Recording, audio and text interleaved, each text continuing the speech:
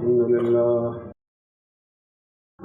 لله نحمده ونستعينه ونستغفره ونعوذ بالله من شرور أنفسنا ومن سيئات أعمالنا من يهده الله فلا مضل له ومن يضلله فلا هادي له وأشهد أن لا إله إلا الله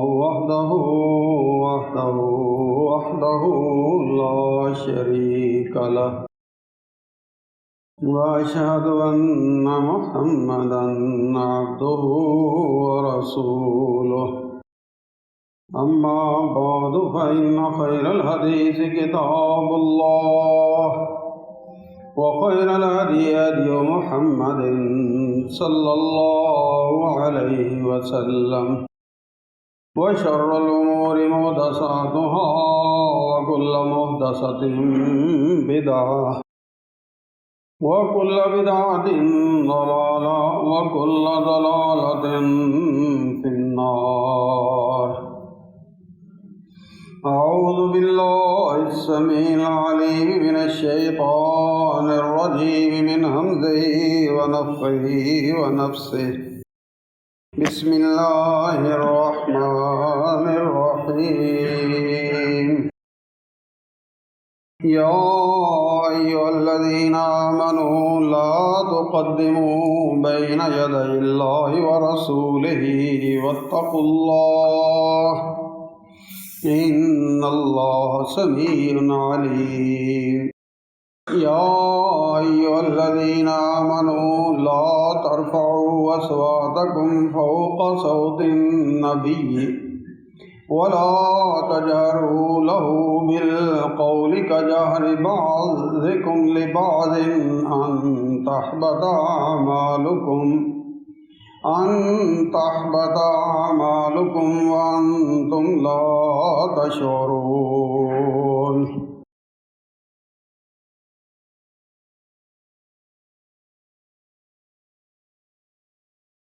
احباب گرامی، بخاری شریف کی روایت ہے، حضرت سہل بن سعد رضی اللہ تعالی عنہ یہ روایت کرتے ہیں،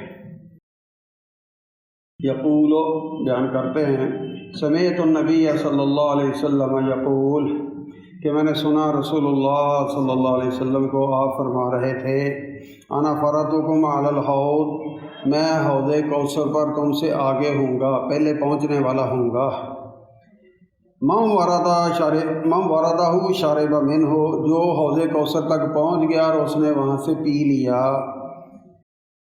ومن شاربہ، اور جس نے بھی پی لیا، من ہو اس سے، حوض کوثر سے، لم یظما بعدہ ابدا، پھر اسے کبھی بھی پیاس نہیں لگے گی.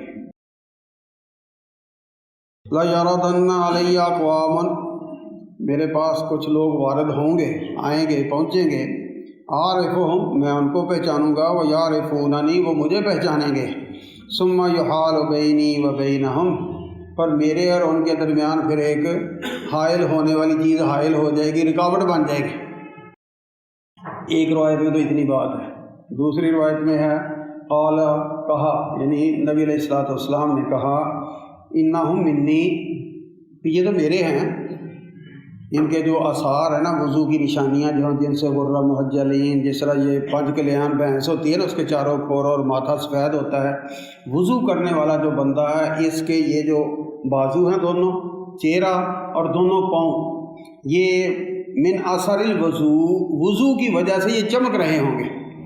اور صحابہ اس شوق میں یہاں تک بھی کر لیتے تھے کہ چلو میرا پورا بازو ہی چمکا ہوگا کل کو، شوق تھا، محبت.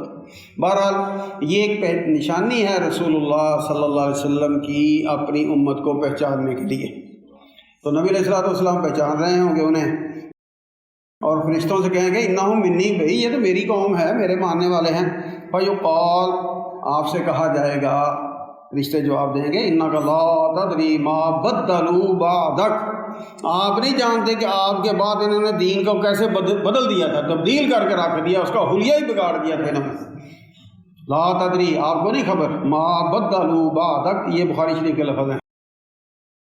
فَأَقُولُ، جب یہ سنیں گے نبی کریم صلی اللہ علیہ وسلم فرشتوں سے ان کے یہ کرتوت، تو فَأَقُولُ، پھر نبی علیہ السلام کہتے ہیں میں کہوں گا سُحْقًا سُحْقًا لِمَن بَدَّلَ بَعْدِی، سُحْق کہتے ہیں دوری کو، دوری دوری اس کے لیے جس نے میرے بعد میرا دین بدل دیا۔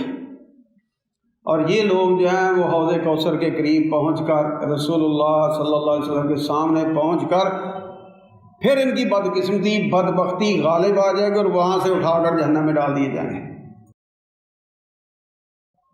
اب ایک طرف خوش قسمتی کا اندازہ کریں کہ وہ بندہ کتنا خوش قسمت ہوگا جس کو رسول اللہ صلی اللہ علیہ وسلم کا دیدار بھی نصیب ہوگا، رسول اللہ صلی اللہ علیہ وسلم کے ہاتھوں اس حوض کوثر سے وہ پیے گا جس کے بارے میں نبی علیہ الصلوۃ والسلام نے فرمایا حوضی مسیرۃ شہر، کہ میرا جو حوض ہے نا، حوض جس کو حوض کوثر بھی کہا گیا ہے، دوسری روایتوں میں ہے کہ آپ کو بہت اللہ نے خیر عطا کی ہے، کثیر کا لفظ ہے اس سے، تو وہ ایک کنارہ جو ہے ایک مہینے کی مسافت کا ہے، اور جتنا یہ مدینہ سے صنعاء ہے نا، یمن کا ہیڈ کوارٹر، یہ 1550 کلومیٹر تقریباً، اتنا فاصلہ ایک کنارے کا، دوسرا تیسرا چوتھا چاروں کنارے، اتنا بڑا حوض ہے جو رسول اللہ صلی اللہ علیہ وسلم کو اللہ نصیب فرمائے گا۔ ماہ ابیض من اللبن، اور اس کا پانی جو ہے دودھ سے بھی سفید۔ اب ہم کسی چیز کی مثال دے رہے ہیں تو آخری ہمارے پاس دودھ کی ہوتی ہے، لیکن فرمایا کہ اس کا پانی اس سے بھی سفید ہوگا۔ وَرِيحُهُ أَطْيَبُ مِنَ الْمِسْكِ، کستوری سے بھی زیادہ خوشبودار۔ وَكِيزَانُهُ كَنُجُومِ السَّمَاءِ، اور دوسری روایت میں الْأَبَارِيقُ كَعَدَدِ نُجُومِ السَّمَاءِ، اس کے جو پیالے ہیں آب خورے وہ جتنے آسمان کے تارے ہیں اس طرح وہ اتنے بے تاشا ہوں گے جس کی کوئی حد نہیں۔ یہ سارے بخاری شریف کی مختلف روایتوں کے الفاظ ہیں جن کے اندر رسول اللہ صلی اللہ علیہ وسلم نے اس حوض کی تعریف کی ہے جس کے رسول اللہ صلی اللہ علیہ وسلم وارث ٹھہرائے جائیں گے، اور نبی علیہ الصلوۃ والسلام کے ہاتھوں وہاں وہ خوش قسمت خوش نصیب پئیں گے جن کا معاملہ اللہ کی بارگاہ میں قبول ہو جائے گا۔ ان کی خوش نصیبی کی کوئی حد نہیں اور ان کی بد نصیبی کی کوئی حد نہیں، جو وہاں پہنچ کر بھی دھتکار دیے جائیں گے، سوکن سوکن، جاؤ جاؤ، دور ہو جاؤ، دور ہو جاؤ، دور ہو جاؤ۔ بلکہ پنجابی میں جس طرح ہم کہتے ہیں نا دفع دور، ٹھیٹھ ترجمہ عربی کا پنجابی والا ہے، بالکل دور ہو جاؤ، اس طرح ان کو دور کر دیا جائے۔ ان کی بدبختی بدقسمتی دیکھیں کہ وہ وجہ کیا ہے، کیوں ان کے ساتھ یہ معاملہ ہوا۔ اِنَّكَ لَا تَدْرِي مَا أَحْدَثُوا بَعْدَكَ، کہ انہوں نے آپ کے بعد کیا کیا نئے کام کیے، نئے انہوں نے سلسلے جو ہیں وہ شروع کیے، یہ اس کا نتیجہ ہے۔ اور اس حوالے سے بحیثیت مسلمان ہمیں بہت فکر مند رہنے کی ضرورت ہے۔ پہلے جاننا ضروری ہے، پھر جاننے کے بعد اس کے حوالے سے محتاط رہنا فکر مند بہت ضروری ہے۔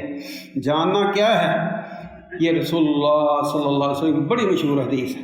فرمایا نبی علیہ الصلوۃ والسلام نے من احدث فی امرنا ھذا، جس نے ہمارے اس امر میں، اس معاملے میں، اس دین میں، میرے حکم کے مقابلے میں کوئی نیا حکم جاری کر دیا، کوئی نیا مسئلہ میرے مقابلے میں، کوئی نیا طریقہ میرے مقابلے میں کھڑا کر دیا، ما لیس من ہو، جس کی اصل میرے پاس نہیں ہے، میں نے وہ نہ نمونہ دیا تھا، نہ حکم دیا تھا، نہ میں نے وہ کیا تھا، نہ کہا تھا، فہو رد، وہ رد ہے، مردود ہے، دھتکارا ہوا ہے، وہ قبول نہیں ہوگا۔ اب یہ رسول اللہ صلی اللہ علیہ وسلم نے آپ کی بہت سی جو اعلیٰ صفات ہے نا جس میں کوئی دوسرا مقابلہ نہیں کرتا، ان میں سے ایک صفت نبی کریم صلی اللہ علیہ وسلم کی جوامع الکلم، لفظ 2-3 بولتے تھے نبی علیہ الصلوۃ والسلام، لیکن مفہوم مطلب کا ایک سمندر اس کے اندر پنہاں ہوتا تھا۔ اب یہاں نبی علیہ الصلوۃ والسلام نے بات بظاہر بڑی مختصر سی کی ہے، لیکن بات بہت بڑی ہے کہ فی امرنا ھذا، ہمارے اس امر میں، ہمارے اس دین میں، جو میں دین دے کر جا رہا ہوں وہ اس دین میں نئی بات ہوگی، اس کی اصل نہیں ہوگی، اور ان لوگوں نے اپنے طور پہ وہ شروع کیا ہوگا، تو فرمایا وہ قبول نہیں بلکہ وہ رد ہوگا۔ یہ بخاری شریف کی حدیث ہے۔ اور دوسرا من عمل عملا، بالکل سادہ لفظ ہے، جس نے عمل کیا کوئی عمل، لیس علیہ امرنا، اس بارے میں ہم نے تو حکم نہیں دیا تھا، ہمارا حکم نہیں تھا، ہمارا طریقہ نہیں تھا، میری نہ حدیث تھی، نہ سنت تھی، نہ سیرت تھی، فَهُوَ رَدٌّ، وہ رد ہے۔ یہ بھی سادہ سے لفظ ہیں، پہلے بھی کوئی سادہ لفظ ہے، اتنے مشکل نہیں ہیں، اور اس سے جو ہے وہ دین کا مزاج وہ ہمارے سامنے آ رہا ہے، بندے کی کامیابی اور ناکامی کا معیار جو ہے وہ سامنے آ رہا ہے کہ کامیابی کس بات میں ہے، ناکامی کس بات میں ہے۔ تو یہ رسول اللہ صلی اللہ علیہ وسلم نے اس حوالے سے جو کچھ بیان کیا ہے، جو ہمیں حکم دیا ہے، تعلیم دی ہے، سبق دیا ہے، وہ ضرور ہر وقت ذہن میں رہنا چاہیے۔ اس لیے نبی کریم صلی اللہ علیہ وسلم یہ فرمایا کرتے تھے وَإِيَّاكُمْ مُحْدَثَاتِ الْأُمُورِ، دین میں نئے نئے کام شروع کرنے سے بچو، فَإِنَّ كُلَّ مُحْدَثَةٍ بِدْعَةٍ، کیونکہ ہر نیا کام بدعت ہے، اور ہر بدعت گمراہی ہے، اور ہر گمراہی جو ہے وہ جہنم میں پہنچانے والی چیز ہے، جنت میں لے جانے والی نہیں۔ اب من احدث فی امرنا ھذا، جس نے اس دین میں نیا کام، احداث اسے کہہ لیں، بدعت اسے کہہ لیں، نیا کام اسے کہہ لیں، یہ جو ہے قول میں بھی ہو سکتا ہے بات کے طور پر، فعل میں بھی، عمل کے طور پر بھی ہو سکتا ہے۔ تو جس کسی نے قول کے اعتبار سے کوئی نئی بات دین میں چھوڑ دی، عمل کے اعتبار سے کوئی نیا عمل دین میں جاری کر دیا، اور اس کی نسبت کر دی نبی علیہ السلام کی طرف، اضافت کر دی نبی علیہ السلام کی طرف، اور وہاں اس کی بنیاد ہے ہی نہیں، وہاں اس کی بنیاد نہیں ہے، تو پھر یہ کام بظاہر کتنا ہی نیک کیوں نہ ہو، کتنی محنت اس پر کیوں نہ کی ہو، جسمانی طور پہ، مالی طور پہ کتنا ہی مال خرچ کیوں نہ کیا ہو، فرمایا وہ رد تو ہوگا، قبول بالکل نہیں ہوگا۔ اور یہ بخاری مسلم کی روایتیں میں بار بار عرض کر رہا ہوں اس لیے تاکہ ہمیں دین کا مزاج سمجھ آئے کہ ہمارا دین کیا صرف محنت مانگتا ہے کہ محنت کرتے چلو جو محنت کر، جیسی بھی ہو، جس طرح بھی ہو، تھوڑی ہو، زیادہ ہو، صحیح ہے، اگر نہیں، قطعاً یہ اسلام کا مزاج نہیں ہے، نہ ہی اللہ قبول کرتا ہے۔ اس لیے دیکھتے رہنا چاہیے کہ جو میں کرنے والا ہوں وہ من احدث کی زد میں تو نہیں آتا کہ وہ کام نیا ہو ایک بات، اور اس کی نسبت دین کی طرف کی گئی ہو، بار بار عرض کر رہا ہوں دین کی طرف، اور تیسری بات کہ پیچھے دین میں اس کی اصلی کوئی نہ ہو، بنیاد اور جڑ کوئی نہ ہو، تو یہ کام بدعت کہلائے گا، یہ احداث کہلائے گا، محدثات کہلائیں گے یہ چیزیں، اور یہ رد ہوں گی، یہ قبول نہیں ہوں گی۔ اب بندہ نیکی کرے، اور پھر آس تو یہی ہوتی ہے نا کہ نیکی کر رہا ہوں، اللہ نیکی قبول کرتا ہے تو میری نیکی بھی اللہ قبول کر لے گا، لیکن نبی کریم صلی اللہ علیہ وسلم کیا فرما رہے ہیں کہ فَهُوَ رَدٌّ، وہ تو قبول نہیں ہونا، وہ تو رد ہونا۔ تو پھر ذہن میں سوال پیدا ہوگا کہ اچھا وہ رد پھر کیوں ہونا ہے، کیا وجہ ہے، کیوں رد ہوگا؟ تو اس کے بارے میں اصل جو بات ہے نا وہ صرف اتنی ہے کہ جو نیا کام کر رہا ہے نا وہ سمجھتا ہے کہ یہ کام نبی علیہ السلام نے دین میں ادھورا چھوڑ دیا، آپ کو پتہ نہیں چلا، آپ نے رہنمائی نہیں کی، اب میں جو ہے نا اس جگہ پر بیٹھ کر میں یہ کام کر دوں۔ دین تو نبی علیہ السلام نے دیا ہے نا، اور تو کوئی دین نہیں دینے آیا، باقی تو دین پڑھانے آئے ہیں، سمجھانے آئے ہیں، دین دینے نہیں آئے۔ دین سازی، شریعت سازی صرف اللہ کا حق ہے یا اللہ کے رسول صلی اللہ علیہ وسلم کا حق ہے، اس کے بعد قیامت تک کسی کا حق نہیں۔ یہ بنیادی فرق ہے، یہ سوچ اپنے ذہن میں واضح کرنی چاہیے کہ دین سازی، شریعت سازی یہ صرف اور صرف اللہ کا حق ہے یا اللہ کے رسول صلی اللہ علیہ وسلم کا حق ہے۔ اللہ نے قرآن میں آپ کو یہ حق دیا ہے۔ اب نبی علیہ السلام کے بعد کسی کو یہ حق نہیں ملے گا۔ اگر کوئی یہ حق استعمال کرتے ہوئے کوئی دین میں نئی بات داخل کر رہا ہے، وہ دین کر رہا ہے، تو دین کرنا یہ تو نبی علیہ السلام کی برابری کی بات ہے۔ برابری تو دور کی بات ہے، ان کے جوتوں کے خاک ہے، اس کی برابری نہیں ہو سکتی۔ اور لوگ جو ہیں وہ باتوں میں، عمل میں برابری کرنے بیٹھ گئے اور پرواہ ہی نہیں کرتے، فکر ہی نہیں کرتے کہ میں کتنا بڑا جرم کر رہا ہوں، کہاں گیا میرا رسول اللہ صلی اللہ علیہ وسلم پر ایمان۔ میرا ایمان تو یہ ہونا چاہیے کہ قیامت کی دیواروں تک آپ جیسی نہ کوئی ہستی آئی نہ آئے گی، نہ ذات کے اعتبار سے، نہ صفات کے اعتبار سے، نہ اقوال کے اعتبار سے، نہ اعمال اور افعال کے اعتبار سے کوئی ہستی نہیں آئے گی۔ بڑوں کا احترام ہماری شریعت میں لازم ہے۔ من لم یرحم صغیرنا ولم یوقر کبیرنا فلیس منا۔ جو چھوٹوں پہ شفقت نہیں کرتا، بڑوں کا ادب و احترام نہیں کرتا، وہ میرا ہی نہیں، میں نے سبق ہی نہیں دیا بڑوں کی بے ادبی کا یا چھوٹوں پہ ظلم کرنے کا۔ یہ سبق ہمیں نہیں ملا کہ بڑوں کی گستاخی کریں، قطعاً یہ سبق رسول اللہ صلی اللہ علیہ وسلم کا نہیں ہے۔ اور اگر کوئی سمجھتا ہے کہ میں بڑا تما ہوں، میں بڑا پکا ہوں، میں فلاں ہوں اور اتنا ہی بڑا میں گستاخ بھی ہوں گا، یہ اس کی بھول ہے، یہ بہت بڑی بھول ہے، شیطانی وسوسہ ہے، یہ اسلام کا مزاج نہیں ہے۔ لیکن بڑے کے احترام کے باوجود کسی بھی بڑے کو شریعت سازی کا حق نہیں ہے۔ بہت خوبصورت بات کی سید سلیمان ندوی، پڑھے لکھے دوست جانتے ہیں، بہت بڑا نام ہے ہمارے بر صغیر کے اندر تاریخ کے اعتبار سے، اردو ادب کے اعتبار سے۔ تو انہوں نے کہا تھا امام ابو حنیفہ کی عظمت مسلم، مگر انوار نبوت کو حنفیت میں مقید نہیں کیا جا سکتا۔ تو ان کی عظمت بڑائی ہم تسلیم کرتے ہیں، لیکن اس کا مطلب یہ نہیں کہ اب دین اس راستے سے گزرے گا جہاں سے یہ گزرے، یہ بات نہیں ہوگی۔ تو جو بھی ہم نے کام کرنا ہو اس میں پہلے یہ چیز ہے، اس کو بالکل اپنے ذہن میں کلیئر کریں کہ کہیں یہ بالکل نیا کام تو نہیں کہ نبی علیہ السلام نے کیا ہی نہ ہو اور میں کرنے بیٹھ جاؤں، پھر میں اس کی نسبت بھی دین بنا کر رسول اللہ صلی اللہ علیہ وسلم کی طرف کر دوں، پھر یہ بھی امید رکھوں کہ اس دین کے بدلے اللہ مجھے کوئی اجر دے گا، ثواب دے گا۔ اور یہ بات حضرت عبداللہ بن مسعود رضی اللہ تعالیٰ عنہ کے ایک ناراضگی سے بہت واضح ہوتی ہے۔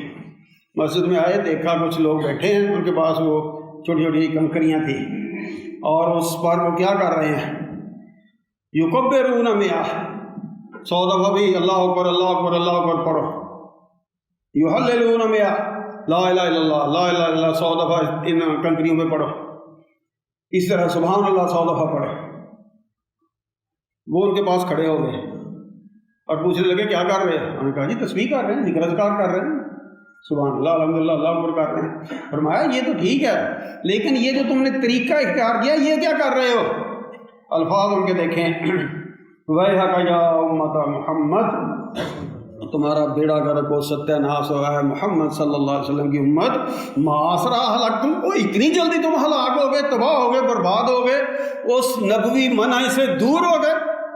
ہؤلاء صحابۃ نبیکم صلی اللہ علیہ وسلم متوافر، یہ کثیر تعداد میں ابھی صحابہ زندہ ہے تمہارے سامنے، جن کو نبی علیہ السلام نے تعلیم دی، تربیت دی، سارا اعلیٰ درجے میں دین سکھایا، اور ان کو کبھی دیکھا تم نے جو تم نے ابھی کرنے بیٹھ گئے ہو؟ بے شک تم سبحان اللہ الحمدللہ اللہ اکبر کر رہے ہو، لیکن یہ طریقہ تھا نبی علیہ السلام کا، یہ صحابہ میں ہے جو تم یہ کرنے بیٹھ گئے ہو۔ وَهَذِهِ ثِيَابُهُ لَمْ تَبُلْ وَآنِيَتُهُ لَمْ تُقْصِرْ، اور یہ نبی علیہ السلام کے کپڑے ہیں ابھی یہ تو بوسیدہ نہیں ہوئے، یہ برتن پڑے ہوئے ہیں ابھی یہ ٹوٹے نہیں، اور تم نے دین کو ٹکڑے ٹکڑے کرنا شروع کر دیا۔ وَالَّذِي نَفْسِي بِيَدِهِ، اس ذات کی قسم جس کے ہاتھ میں میری جان ہے، اِنَّكُمْ لَعَلَىٰ مِلَّةٍ هِيَ أَهْدَىٰ بِمِلَّةِ مُحَمَّدٍ صلی اللہ علیہ وسلم، میرے خیال میں تم یہ سمجھتے ہو کہ ہم اس دین سے زیادہ ہدایت والے دین پر چلے گئے ہیں، اس زیادہ ہدایت والے طریقے پر چلے گئے ہیں جو محمد چھوڑ کر گئے تھے صلی اللہ علیہ وسلم۔ کیا تمہارا خیال ہے؟ تم یہ سمجھتے ہو کہ محمد صلی اللہ علیہ وسلم نے یہ خیر والا کام نہیں کیا تھا، اب ہم کرنے بیٹھے ہیں؟ اس کا مطلب ہے کہ تم زیادہ خیر والے ہو محمد صلی اللہ علیہ وسلم سے، اور یہی تباہی کا راستہ ہے۔ ساری خیریں آپ کے قدموں سے گزرتی ہیں، آپ کے قدموں سے باہر کوئی خیر نہیں، بس ایک ہی راستہ، خیر الہدی ہدی محمد صلی اللہ علیہ وسلم۔ کتنا اچھا کام ہو، کتنا نیک کام ہو، کتنا خوبصورت کام ہو، کتنا بھلائی والا کام ہو، فلاح انسانیت والا ہو، لاکھوں نہیں کروڑوں اربوں انسان کر رہے ہوں، اگر اس کام کا راستہ محمد صلی اللہ علیہ وسلم کے قدموں کے نیچے سے نہیں گزرتا تو وہ بربادی ہے، تباہی ہے، ہلاکت ہے، ضلالت ہے، گمراہی ہے، خیر نہیں۔ یہ ہے شان نبی علیہ السلام کی، اور یہ شان قیامت تک اسی طرح ہے۔ جس پر آپ کی مہر ہوگی وہی کام خیر والا ہوگا، وہی اللہ کے ہاں قبول ہوگا۔ اور وہ غصے سے کہنے لگے ویحک، تمہارا بیڑا گرک ہو، ستیہ ناس ہو، تم اپنے آپ کو زیادہ سمجھتے ہو، او فتحوا باب ضلالہ، یا پھر تم گمراہی کا دروازہ کھولنے بیٹھ گئے ہو۔ بظاہر تم تسبیح کر رہے ہو سبحان اللہ الحمدللہ، لیکن اس طرح نبی علیہ السلام نے تسبیح نہیں کی، اس طرح رسول اللہ صلی اللہ علیہ وسلم نے اپنے شاگردوں کو، صحابہ کرام کو نہیں سکھائی، لہٰذا یہ خیر نہیں، یہ گمراہی ہے، یہ ہدایت نہیں ہے، یہ تباہی ہے۔ قالوا واللہ یا ابا عبد الرحمن، انہوں نے اللہ کی قسم کھا کر عرض کیا ہے ابو عبد الرحمن، ما اردنا الا الخیر، ہم تو خیر کی نیت سے بیٹھے تھے، ہم کوئی شر پھیلانے نہیں بیٹھے، ہم کوئی غلط کام کرنے نہیں بیٹھے۔ فقال، تو حضرت عبداللہ بن مسعود رضی اللہ تعالیٰ عنہ نے کہا وَكَمْ مِن مُرِيدٍ لِلْخَيْرِ لَن يُصِيبَهُ، کتنے خیر چاہنے والے ہوتے ہیں لیکن خیر تک پہنچتے نہیں۔ وجہ کیا کہ پہنچنے کا جو راستہ ہے نا وہ نہیں اختیار کیا۔ اور سمندری سے میں آنا چاہوں گوجرے اور چڑھ جاؤں اوکاڑے والی سڑک پر، کبھی پہنچوں گا؟ سفر کرتا جاؤں گا، دور سے دور ہوتا جاؤں گا، گوجرے نہیں پہنچوں گا۔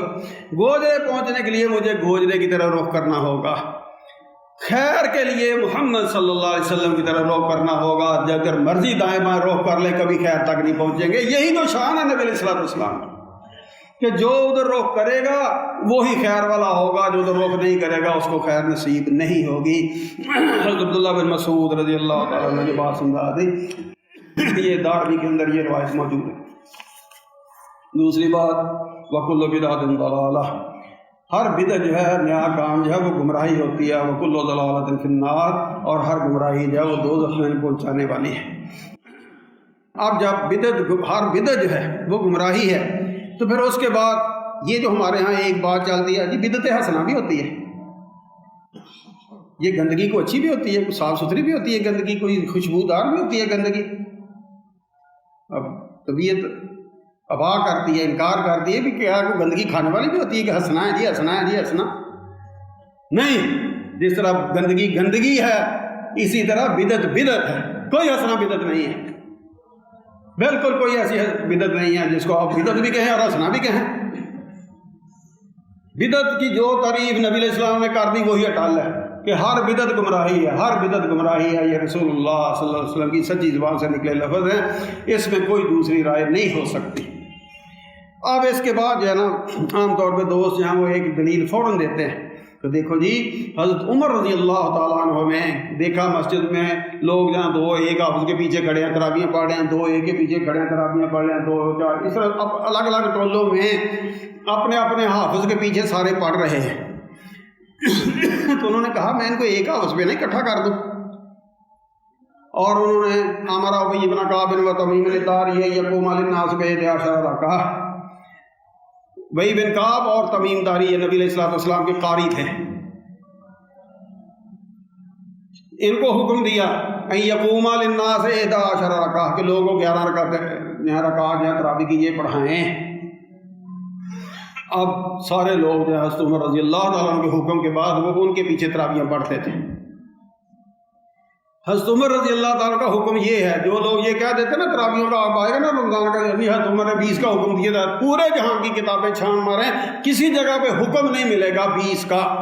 اپنے طور پہ لوگ پڑھتے تھے، اپنے طور پہ تو 36 بھی پڑھتے تھے، 12 وہ الگ بات ہے۔ حکم جو دیا وہ یہی ہے جو میں نے آپ کے سامنے عرض کیا 11 کا۔ اب جب ایک امام کے پیچھے اکٹھا کر دیا نا تو پھر انہوں نے کہا کہ کتنا اچھا یہ کام میں نے کر دیا، کتنا اچھا کہ الگ الگ تھے نا، دو ادھر دو ادھر دو ادھر، 4 ادھر 5 ادھر، تو سب کو میں نے اکٹھا کر دیا، تو کتنا اچھا میں نے کر دیا۔ اب نعمت البدعۃ ھذہ، یہ کتنا اچھا نیا کام میں نے کر دیا۔ اب کیا واقعتاً یہ نیا کام تھا؟ صرف اتنی بات سوچنے کی ہے کہ یا اس کے پیچھے اصل موجود تھی۔ بدعت کی تعریف میں کیا تھا کہ اس کی دین میں اصل بنیاد نہیں ہوتی، اور حضرت عمر رضی اللہ تعالیٰ جو کام کر رہے ہیں کیا اس کی دین میں اصل تھی یا نہیں تھی؟ سارے دوست جانتے ہیں کہ نبی علیہ الصلوۃ والسلام رات رمضان میں اپنا نفل پڑھنے کے لیے کھڑے ہوئے، لوگ پیچھے آ کر کھڑے ہو، پہلا دن، دوسرے دن پھر آپ کھڑے ہوئے، لوگ پیچھے آ کر کھڑے ہو، آپ نے ان کو جماعت کروا دی۔ تیسرے دن پھر اسی طرح ہوا کہ رسول اللہ صلی اللہ علیہ وسلم پڑھنے کے لیے کھڑے ہوئے، لوگ پیچھے آ کر کھڑے ہو گئے، آپ نے ان کو جماعت کروا دی۔ 3 دن نبی علیہ الصلوۃ والسلام نے جماعت کروائی۔ رابعہ، چوتھا دن جو تھا نا، اس دن رسول اللہ صلی اللہ علیہ وسلم اپنے حجرے سے نہیں نکلے۔ اب لوگ باغ بیٹھے انتظار کر رہے ہیں، پھر جس طرح عادت ہوتی ہے ہمیں کھنگورے مارنے کی، مولوی کو بٹے تو نہیں مار سکتے، کھنگورے مارتے ہیں کہ خیریت ہو گیا، پتہ نہیں کیا ہو گیا، سلام ہی نہیں پھیر رہا۔ اب وہ صحابہ جو ہے نا وہ سمجھے کہ شاید نبی علیہ الصلوۃ والسلام سو گئے، وہ بڑے گھنگورے مارتے رہے، نبی علیہ السلام نہیں نکلے۔ صبح پھر آپ نے فرمایا میں تمہاری ساری باتیں سن رہا تھا لیکن میں کیوں نہیں نکلا، میں سویا نہیں تھا، صرف ڈر مجھے یہ تھا خشیت ان تکتب علیکم، کہیں یہ تمہارے اوپر فرض نہ ہو جائیں۔ فرض تو پہلی 5 نہیں پڑھی جاتی، جو تھوڑی تھوڑی ہیں یہ کہاں پڑھی جانی تھی۔ اس لیے تراویح فرض نہیں ہے، لیکن بہت خیر والی چیز ہے، پڑھنی چاہیے، چھوڑنی نہیں چاہیے، لیکن فرض کے درجے میں نہیں ہے۔ تو رسول اللہ صلی اللہ علیہ وسلم نے فرضیت کے خدشے کے پیش نظر نہیں پڑھائی، لیکن 3 دن پڑھائی، جماعت سے پڑھائی، بنیاد دین میں موجود تھی، اس بنیاد کو آگے بڑھا کر حضرت عمر نے ایک پر اکٹھا کر دیا۔ نیا کام کون سا ہو گیا؟ بدعت وہ ہے جس کی دین میں اصل نہیں ہوتی، یہاں اصل موجود تھی، لہذا یہ وہ بدعت نہیں جس کو ہم نام لے کر سارا جو دین کے نام پہ نیا سلسلہ اس کو جواز بخشنے بیٹھ جاتے ہیں، بالکل غلط۔ وہاں اصل موجود تھی۔ اور کیا خیال ہے آپ کا کہ جس کو نبی علیہ السلام گمراہی کہے، حضرت عمر اس کو پروموٹ کرنے والے تھے؟ حضرت عمر تو کفر شرک کا کلا کما کرنے والے تھے، شیطان ان کے ڈر سے گلی چھوڑ جاتا تھا، راستہ چھوڑ جاتا تھا، اور ہم کہتے ہیں کہ حضرت عمر بدعتی تھے۔ نعوذ باللہ سبحانہ اللہ، اس سے بڑی بھی کوئی گستاخی ہو سکتی ہے؟ اپنے غلط کاموں کو جواز بخشنے کے لیے اللہ پر بھی رحم کیا کریں، اللہ کے رسول پر بھی رحم کیا کریں، صحابہ کرام پر بھی رحم کیا کریں۔ کوئی غلط بات، اپنی غلطی ہم ان کے ساتھ تھوپ کر اس کے جواز کے راستے تلاش کرنے نکلے ہوتے ہیں۔ اپنی اصلاح کی فکر کیا کریں، اپنے آپ کو سنبھالا کریں۔ یہ نہ ہو کہ وہ غلط راستے جاؤ ان کے منسوخ کر کے تو کہہ دیں کہ اب جائز ہو گیا، بالکل غلط ہے۔ کوئی بدعت صحیح نہیں ہوتی، بدعت ہی ہوتی ہے، گمراہی ہوتی ہے، ضلالت ہوتی ہے۔ حضرت عمر کو پتا تھا کہ اب نبی علیہ السلام تشریف لے گئے، اب نہ وہی آئے گی، نہ کوئی سلسلہ ہوگا نیا فرضیت والا، اب اگر ان کو میں ایک امام پہ اکٹھا کر دوں گا تو اس میں کوئی حرج نہیں۔ تو بہرحال بدعت کا تعلق صرف اور صرف دین کے بارے میں، من احدث فی امرنا ھذا، یہ امر بمانا دین ہے۔ اب دین سے ہٹ کر فوراً پھر اعتراض ہوتا ہے، جی مولوی صاحب آپ نے چشمہ لگایا ہوا، نبی علیہ السلام نے لگایا تھا، آپ سائیکل پہ پھرتے ہیں، موٹر سائیکل پہ پھرتے ہیں، کار پہ پھرتے ہیں، جہاز پہ چڑھے پھرتے ہیں، یہ نبی علیہ السلام ان پہ سواری کی ہے، یہ بدعت نہیں ہے، یہ بدعت نہیں ہے، یہ بھی بدعت ہے، تم بھی بدعتی ہو، تم کیسے کہتے ہو کہ یہ بدعت نہیں ہے؟ میں ایک ہی بات بار بار عرض کرنے کی کوشش کر رہا ہوں کہ بدعت کون سی چیز ہے؟ جو دین کے اندر نئی چیز ہو، اس کی نسبت رسول اللہ صلی اللہ علیہ وسلم کی طرف کی جائے، اس کام کو کرتے ہوئے یہ سمجھا جائے کہ اس کا مجھے ثواب ملے گا۔ آپ سائیکل پہ آئیں، موٹر سائیکل پہ آئیں، کار پہ آئیں، جہاز پہ آئیں، کبھی کسی نے یہ فتویٰ دیا ہے یا کسی سواری کرنے والے نے یہ سوچا کہ مجھے اس کا ثواب زیادہ ہے؟ کوئی نہیں سوچتا، ہے بھی نہیں، صرف ایک سہولت ہے۔ آپ کے زمانے میں سواری کی آتی گدھا تھا، کچر تھا، گھوڑا تھا، اونٹ تھا، یا سمندر و دریاؤں میں کشتیاں تھیں، اور سب پہ سواریاں ہوئی ہیں، صحابہ نے کی ہیں، نبی علیہ السلام نے کی ہے، ان میں سے کوئی بھی ایسی سواری نہیں جس کو رسول اللہ صلی اللہ علیہ وسلم کے زمانے میں آپ نے یا آپ کے صحابہ نے استعمال نہیں کیا۔ اس سے ہمارے لیے اصل مل گئی کہ سواری ہو تو اس پہ مسلمان سوار ہو سکتا ہے، یہ اصل ہے کہ سواری ہو۔ آپ نے 2 3 4 5 کلومیٹر سے آنا ہے، نہیں جی میں تو پیدل ہی جاؤں گا، پیدل ہی جاؤں گا۔ اللہ کے بندو، اپنی صحت نہ برباد کرو، وقت برباد نہ کرو، اتنی ڈسٹ ہے اس سے بھی بچو۔ اللہ نے سائیکل دیا، موٹر سائیکل دیا، گاڑی دیا، بیٹھو آرام سے چلے جاؤ۔ سواری ایک سہولت ہے، یہ دین نہیں ہے، ایک سہولت ہے، دنیاوی سہولت ہے۔ دین سے اس کا کیا تعلق ہے؟ کبھی کسی نے فتویٰ دیا ہو کہ اتنا ثواب ہے، اتنا ثواب ہے؟ نہیں، کوئی ثواب کا فتویٰ دیتا نہ ہی ہے، ایک سہولت ہے۔ اس زمانے کی وہ سہولت تھی، گھوڑے کے بیٹھے، یہ گئے وہ گئے۔ اب آپ کار پہ بیٹھتے ہیں، یہ گئے وہ گئے، اللہ کا فیصلہ، کوئی حرج نہیں۔ اس کو ہم دین نہیں سمجھتے، اس پر بیٹھ کے ہم ثواب کی امید نہیں رکھتے، اس پر بیٹھ کر ہم اللہ کے قرب کی توقع نہیں رکھتے، لہٰذا یہ دین نہیں، نہ یہ بدعت ہے۔ یہ دنیا کے دندے ہیں، دنیا کے فائدے کی ہر چیز مسلمان کے لیے اس سے فائدہ اٹھانا لازمی ہے۔ آنکھیں بند کرنا، محروم رہنا، یہ ایک بہت غلط سوچ ہے۔ خلق لکم ما فی الارض جمیعا، اس جہان میں جو کچھ اللہ نے بنایا تمہارے لیے بنایا، کرو استعمال، لو فائدے جیسے بھی لے سکتے ہو جائز طریقے سے۔ بہرحال یہ باتیں ہیں تھوڑی سی بنیادی سمجھنا بہت ضروری۔ قرآن مجید کے حوالے سے مثلا نبی علیہ السلام کے زمانے میں لکھا جاتا تھا ہڈی پہ، پتھر پہ، چمڑے پہ، پتوں پہ، جس طرح بھی۔ اب قرآن لکھنا ثابت ہو گیا نبی علیہ السلام سے۔ اب اس کے بعد اللہ نے سہولت دے دی، بہترین کاغذ آ گئے، اعلیٰ سے اعلیٰ کاغذ آ گئے، بریک سے بریک، موٹے سے موٹے، سیاہی کالی اور رنگین سیاہیوں سے۔ پہلے تھا وہ سادہ لکھتے ہاتھوں سے، پھر ٹائپ، پھر کمپیوٹر، اب ڈیجیٹل قرآن آ گئے، آپ کے موبائل میں قرآن ہے۔ اب اس سب کے پیچھے قرآن لکھنا نبی علیہ السلام سے ثابت ہے کہ نہیں؟ صرف طریقے بدل رہے ہیں، کوئی حرج نہیں، لکھنا ثابت ہے نبی علیہ السلام سے، لکھنے کے طریقے ہیں، کوئی فرق نہیں پڑتا۔ اگر لکھنا ثابت نہ ہوتا، نہ ہم کاغذ پہ لکھ سکتے تھے، نہ کمپیوٹر سے لکھ سکتے تھے، نہ ڈیجیٹل لکھ سکتے، نہیں لکھ سکتے تھے۔ لیکن لکھنا ثابت ہے، اب طریقے بدل رہے ہیں، بہتر آ رہے ہیں، اچھے آ رہے ہیں، مضبوط پائیدار آ رہے ہیں، ٹھیک ہے، کوئی حرج نہیں۔ مسجد بنانا نبی علیہ السلام کے زمانے میں ثابت ہو گیا، اس زمانے میں جو وسائل تھے وہ بنا لی، آج اللہ نے یہ اچھے وسائل دیے ہیں، مضبوط بنا لی ہیں، آپ نے ہوادار بنا لی، اے سی لگا لی، سہولتیں دے دی، تو کیا اگر نبی علیہ السلام نے نہ بنائی ہوتی تو کوئی مسجد بنانا جائز نہ ہوتا، لیکن بنانا جائز تھا، نبی علیہ السلام نے بنائی، اور اب اس سے آگے اس کو اگر آپ اچھی شکل دے لیں تو اس میں کوئی حرج نہیں، بنیاد پیچھے موجود ہونی چاہیے۔ اب جس کام کی بنیاد نہ ہو وہ بدعت ہے۔ اور یہ میں ساری بات کیوں عرض کر رہا ہوں، رجب گزر رہا ہے تو رجب کیا جو جمعرات اور جمعے کی درمیانی رات ہوتی ہے نا، اس میں ایک نماز پڑھی جاتی ہے، صلاۃ الرغائب اس کا نام ہے۔ اسی طرح آخری جو جمعہ آئے گا اس کی بھی ایک نماز لکھی ہے، اور 22 رجب آئے گی، اس کے کنڈے آئیں گے۔ اب یہ صلاۃ الرغائب ہو، وہ آخری جو نماز ہے وہ ہو، یا کنڈے ہوں، یہ سب کو جو کرنے والے ہیں کس لیے کرتے ہیں کہ یہ نماز پڑھیں گے، یہ گناہ معافی ہو جائے گی، یہ گناہ بخشے جائیں گے، یہ اللہ کی برکت آ جائے گی، اللہ راضی ہو جائے گا۔ لیکن ہوگا کب؟ جب یہ اللہ کے نبی نے بھی یہ صلاۃ الرغائب پڑھی ہو، پڑھائی ہو، تعلیم دی ہو۔ وہاں تو ایک حرف بھی اس کے بارے میں نہیں ہے۔ ہاں بنیاد الطالب علم میں لکھا تو لکھا رہے، اس میں لکھا تو وہ لکھا رہے۔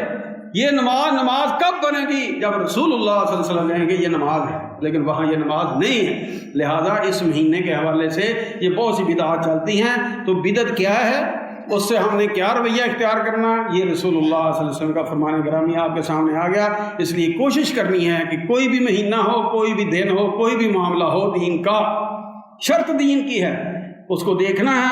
اگر رسول اللہ صلی اللہ علیہ وسلم سے ثابت ہے تو ضرور کرنا ہے، اگر نہیں ثابت تو بالکل اس کے قریب نہیں جانا۔ اللہ ہمیں توفیق عطا فرمائے، اور دین کا صحیح فہم اور وہ عمل جو اللہ کی بارگاہ میں قبول ہونے والا، وہ اللہ ہمارا مقدر ٹھہرائے۔ الحمدللہ نحمدہ ونستعینہ ونستغفرہ ونعوذ باللہ من شرور انفسنا ومن سیئات اعمالنا، من يهد الله فلا مضل له ومن يضلل فلا هادي له، وأشهد أن لا إله إلا الله وحده لا شريك له، وأشهد أن محمدا عبده ورسوله، أما بعد۔ یہ ایک سوال ہے جی کہ جماعت کو لازم پکڑو، یہ بات کیا ہے، اس کی ساری حقیقت جو ہے وہ بیان کرتے ہیں۔ دیکھیں جماعت کے حوالے سے کہ جماعتی زندگی، جماعت یہ اسلام کا مزاج ہے، اور رسول اللہ صلی اللہ علیہ وسلم کا فرمان ہے علیکم بالجماعہ، جماعت تمہارے لیے لازم ہے، جماعت کو لازم پکڑو۔ جو بندہ جماعت سے شبرن ایک بالشت گیٹ الگ ہوتا ہے تو وہ جاہلیت کی موت مرے گا۔ اس قسم کی بہت سی احادیث ہیں جس میں رسول اللہ صلی اللہ علیہ وسلم نے تاکید کی ہے۔ اگر امیر کی بات پسند نہ بھی ہو پھر بھی صبر کرو، اگر امیر بدی سی شکل والا، حبشی یا منکے جیسا اس کا ساری کیوں نہ ہو، لیکن پھر بھی اس کی اطاعت کرو جب تک کہ وہ کفر بواح اس میں نہ دیکھو۔ اس قسم کی بہت سی احادیث ہیں۔ اب یہ ساری حدیثیں سنا کر ہمیں جو جماعت سازی کرنے والے دوست ہیں، مہربان ہیں، اللہ کے نیک بندے، وہ کیا کرتے ہیں، ایک جماعت کھڑی کرتے ہیں پہلے، پھر یہ حدیثیں سناتے ہیں، پھر ہمیں کہتے ہیں کہ دیکھو جی یہ جماعت ہے، اب ملو ساتھ، نہیں ملو گے تو جاہلیت کی موت مرو گے۔ تو کیا واقعی اگر یہ جو جتنی جماعتیں ہماری یہاں مذہبی ہوں، سیاسی ہوں، جو بھی ہیں، ان میں سے کسی بھی جماعت کا بندہ ممبر نہیں بنتا، اس امیر کی اطاعت نہیں کرتا، بہت نیک سے نیک لوگ کی جماعت کو ہو یا جو بھی ہو، تو کیا وہ واقعتاً ان حدیثوں کے تحت وہ جاہلیت کی موت مرے گا؟ یہ سوال لوگوں کو پریشان کرتا ہے۔ حقیقت یہ ہے کہ جس جماعت کی یہاں بات ہے وہ بالکل صحیح ہے جو حدیثوں کے اندر ہے۔ اسلام کا مزاج بھی یہی ہے، نماز گھر میں نہیں، بلا عذر جماعت کے ساتھ، ورکعوا مع الراکعین، رکوع کرنے والوں کے ساتھ، اللہ کے شرعی عذر ہو تو الگ بات ہے۔ اسی طرح ہمیں جو ہے نا وہ ہم زکوٰۃ بھی دیتے ہیں اور شریعت سے ہٹ کر دیتے ہیں۔ شریعت چاہتی ہے کہ جماعتی طور پہ، ہم چاہتے ہیں کہ نہیں پتہ چلے کہ میں نے دیے 5,000 10,000 50,000 5 لاکھ 10 لاکھ جو بھی ہے میرا پتہ چلے، اور یہ اللہ نہ کرے کہ کہیں سارے ہمارے صدقے کی تباہی اور بربادی کی، یہ جو ہماری نیت کی کھوٹ ہے نا، یہ کہ سبب نہ بن جائے۔ بہرحال اسلام کا مزاج جماعتی ہے، لیکن جماعت کون سی؟ صرف اتنی سی بات سمجھنے کی ضرورت ہے کہ جماعت وہ جو شریعت کی جو طے کردہ چیزیں ان پر پوری اترے. ایک روایت میں من خرج عن الامیر ہے، دوسری روایت میں ہے من خرج عن السلطان، یعنی امیر کون؟ جس کے پاس سلطہ ہو، پاور ہو، طاقت ہو، حکومت ہو. خالی امیر کا ٹائٹل نہ اس کے پاس ہو. ایک چیز پاور ہو، دوسری چیز اس کا کوئی رقبہ ہو، تیسری چیز اس کی کوئی کرنسی ہو، چوتھی چیز اس کی کوئی فوج ہو جو آپ کی وہ مدد بھی کر سکے مشکل گھڑی میں، وہ آپ کا ساتھ بھی دے سکے. یہ نہ ہو کہ ایک امیر صاحب کے پاس میں گیا تھا بیعت کرنے میں سنا کر افغانستان، تو وہ امیر صاحب ہمارے ہاتھوں کی طرف دیکھ رہے تھے، یہ پاکستانی ہے چندہ کے لائے ہیں. وہ قطعاً شرعی امیر نہیں تھا، نہیں ہم نے بیعت کی. اور دنیا میں اگر کسی جگہ پر کوئی ایسا شرعی امیر واقعہ ہو اس کی ہم بیعت نہ کریں، موت مریں گے تو جاہلیت کی موت مریں گے. لیکن جو میرا ناقص علم ہے اس گھڑی تک کوئی شرعی امیر اس وقت نہیں ہے. تنظیموں کے امیر ہیں، جماعتوں کے امیر ہیں، اپنے نظام ہیں، کوئی کسی کام کے پیچھے پڑا ہے، ٹھیک ہے، کوئی کسی کام کے پیچھے پڑا ہے، انہوں نے ایک اپنا نظام طے کیا ہے، وہ اس حد تک ہے. یہ امیر آپ کے سامنے ان کے گھپلے، ہر جماعت کے لوگ رونا رو رہے ہیں، آپ اس سے لے لیں گے؟ وہ سارے امیر پیسے کھا کر بیٹھے ہیں، کیا کر لیں گے آپ؟ جنہوں نے آپ کا صاحبان بننا تھا وہ تو الٹے خود کھا رہے ہیں، آپ کچھ بھی نہیں کر سکتے. تو یہ وہ امیر نہیں ہے. حدیثیں سچی ہے، امیر وہ نہیں ہے جو ان حدیثوں کے مطابق ہے. لہذا کوئی بھائی، کوئی محترم، کوئی میرا بزرگ، کوئی میرا بچہ بیٹا بالکل پریشان نہ ہو کہ کہیں میں جاہلیت کی موت تو نہیں مروں گا. میرے ناقص علم کے مطابق نہیں ہے اس وقت تک. میں نے آپ کو اپنا ایک تجربہ بتا دیا. ایک دفعہ میں نے سنا، میں پہنچا لیکن وہ نہیں تھا شرعی امیر، لہذا میں نے بیعت نہیں کی، اور اب بھی اس وقت تک کسی کی بیعت نہیں کی، صرف اسی وجہ سے کہ وہ شرعی امیر ان میں سے کوئی بھی نہیں ہے. لہذا اس حوالے سے پریشان نہ ہوں. اپنا مزاج جو ہے اس کو ڈالنے کی کوشش کریں جماعتی رنگ میں، جو جماعتی سلسلے ہیں ان کو جماعت کے رنگ میں انداز کرنے کی فکر کیا کریں، اور اللہ سے دعا کریں کہ اللہ مسلمانوں کو کوئی صحیح شرعی امیر نصیب فرما. سبحان ربک رب العزت عما یصفون وسلام علی المرسلین والحمد للہ رب العالمین.